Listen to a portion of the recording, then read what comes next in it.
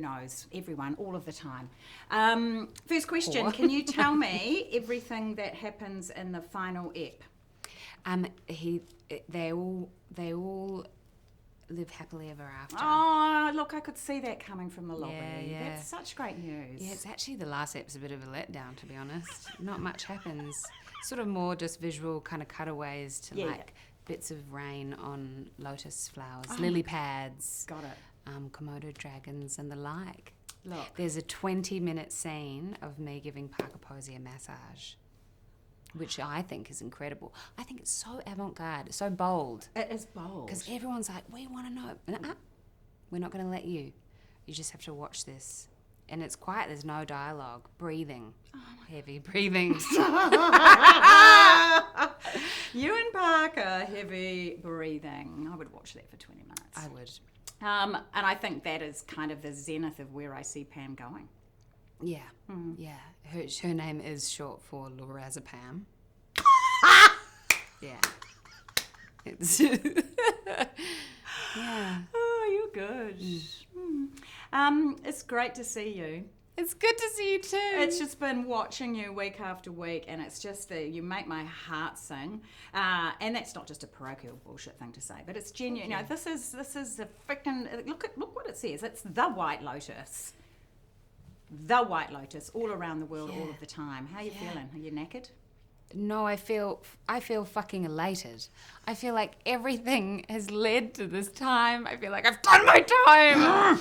Come on, like this is absolutely where I need to be. Yeah.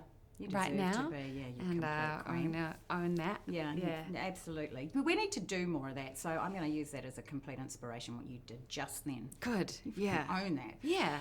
The intimacy and the whānau of locked up in on a production like this, you can tell, and I love social media for that. Where all of you guys, you really get that sense of family from being on something like that. Was that what you expected to come from that experience? No, I was preparing to feel really isolated, and it's not no one's job to make me feel included. No. Everyone's there to do their job, you know. Everyone's busy, and everyone's really famous. So I was like, if that's going to be the case, that's going to be okay. Yeah. I'm not going to waste any energy trying to have people like me.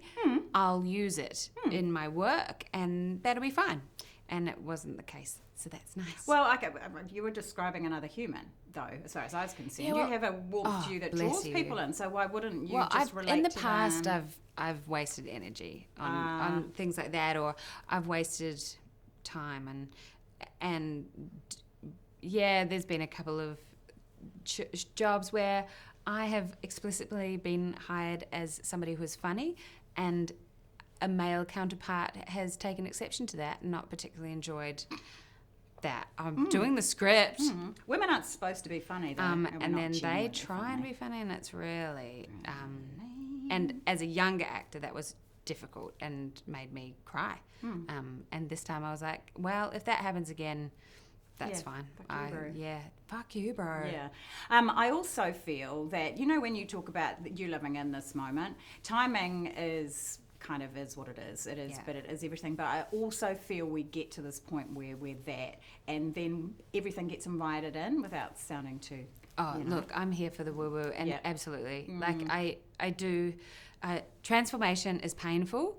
And that's why you always hear those stories, of actors being like, I had $5 in my pocket when I went for that audition and things, because when you're finally stripped down, and I had gone through a really hard year of, obviously as an actor, rejection is part of the game, but there was a particularly hard year, I think 2022, lots of waiting, months of waiting, being on hold, multiple callbacks for things that I'm like, why? I've got 18 years of work on TV. You can't just have a look and see if I'm right for it. And then coming out the ringer of that and feeling like, you know what? Yeah. You'd be fucking lucky to have me. Lucky to have and you. This is what I'm going to give. And so now, I by the time it came to that audition, I was like, well, I'm just going to do my pitch of how I would do it. you spend a lot of time as an actor going, I wonder what they want, which is fair enough. Like, you consider that and consider why they chose that scene, what is it they want to see out of it, and then you do your pitch. That's it. And you could be the best at whatever it is, and if you're not right for the role, you're not right for the role. I get that. But also with that kind of mana wahine kind of, this is who I am, and this is what you're going to get. I think that's something pretty special. Well, like Mike said, the loveliest thing to me that I think an actor could ever hear is, he said, you look completely different to how I imagined this character, but your audition was so great, I wanted you. And that's all you. It's usually the other way around. So there you go. I like that little tidbit. Thank you. Yes. Hey, let's imagine that Pam has some time off. She goes down to the pub. She has a few beers with her mates. How do you reckon that she would describe the rat lifts to the rat lifts? I keep wanting to say cliffs. That's the rat lifts. How do you reckon someone say, how's work, and she'd roll her eyes, or would she? Oh, I think that she would keep her composure until 4 daiquiris deep, and then I think she would have the time to explain what she thinks is wrong with these people. They could be good people, but they've got all this stuff in the way, and all I'm trying to do is connect. No, Pam, no. Well, cup can car. 2 more daiquiris, please. Yes, can we get 2 more? Yeah, I'll have 2. Do you want 2? Because if you ordered 2, then you don't have to wait for the next one. Agreed. Yeah. I was chatting to Natasha and Leslie, bit of a hoot. Gorgeous. Of yes. of the Cunty Bob. And the connectivity, obviously, that you're getting with everybody in the cast. Yes. You're getting an opportunity now to hook up with everyone again down here. Yeah. Kind of on your turf, not quite. A little bit. Yeah. How does that feel? Are you feeling like you're sort of shepherding them just a fraction in the Antipodean ways? Yeah, it's really nice. Ways? Like yesterday, I had yesterday we finished a day and I was like, Natasha, I'm going to take you to my favourite gallery in the world, the White Rabbit Gallery, and then it was closed. I was like, so we went to Bill's and Messina, took her to Messina, come on. Excellent. So and I've lived in Sydney for multiple years and was just working here, so I feel very much like this is a home, a second home for me. So it's amazing having them here. Great feeling. I'm like, oh, you're jet lagged, poor you. Yeah. Oh, you're a little bit jet lagged. Don't worry. Here's a daiquiri. Make it 2 daiquiris. Yeah, one bit. Actually, that's a Natasha thing. She was like, we're just going to order 2 margaritas and then, we'll get into it. Yeah. So we're literally staring down the last ep of this season. It has been a freaking ride. It's been a ride as a viewer. And what is fascinating to me, and I love the fact that it drops every week, is that it just grows into whatever it is. I mean, I don't know what I enjoy more, is watching it, waking up the next day, and then just, watching, listening, absorbing everyone's reactions as everyone percolates what they've just happened. Yes. I love that. You probably can't indulge as well as we can as people who don't know what's happening every week. I kind of do, because also, like, all of us... only shot within our storylines, and so I keep using the analogy of like, it's like the opposite of reading a book and watching a movie that never lives up to the expectation. Yeah, I've read the scripts, but even reading the scripts, I was like, it's like watching White Lotus, but without all the bells and whistles that White Lotus for, like the beautiful cinematography and the music. So watching it for me is also like, like it's really exciting. Like even Sam Rockwell, there was, reading that monologue was like yes, and then there was rumors of one actor doing it, and then he couldn't. And then there was rumours of Sam Rockwell. I don't know. Rumours of Sam Rockwell, who I was like, oh my gosh. And then I left set, forgot about it, didn't care. And then I was watching that episode and I was like, oh, that's right. Who's it going to be? Anyway. What a freaking masterclass it was as well. Oh my goodness. It was just, it is. You have those moments that almost transcend a story or a piece of art that live on in their own kind of a little encapsulated thing. Yeah. 2 minutes. What should we do with it? Anyway, back to the first question. Yes. What happens in the last episode? No, it's more that people are so fascinated. I was talking to Patrick. His fiance doesn't even know. My partner doesn't know.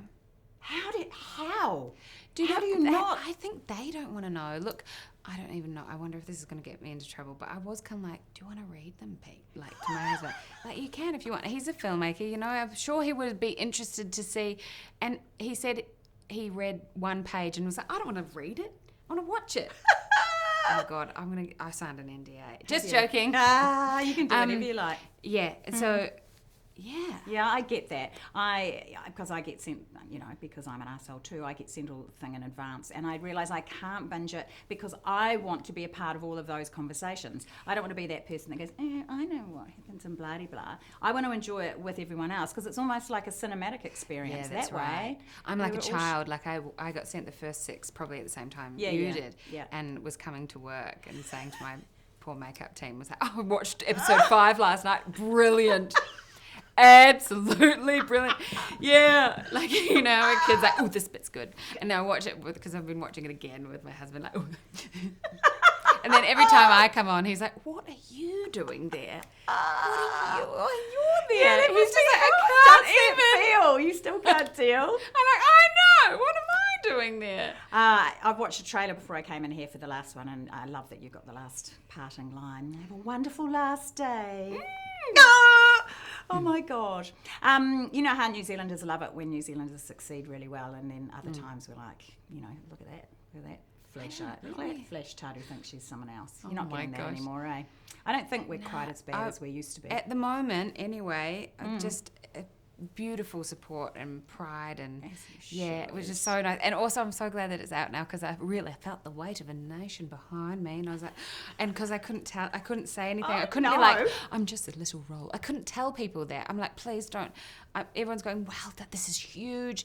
It is huge, and it's not a little role. Well, now I know, which is good. Yes, only small actors.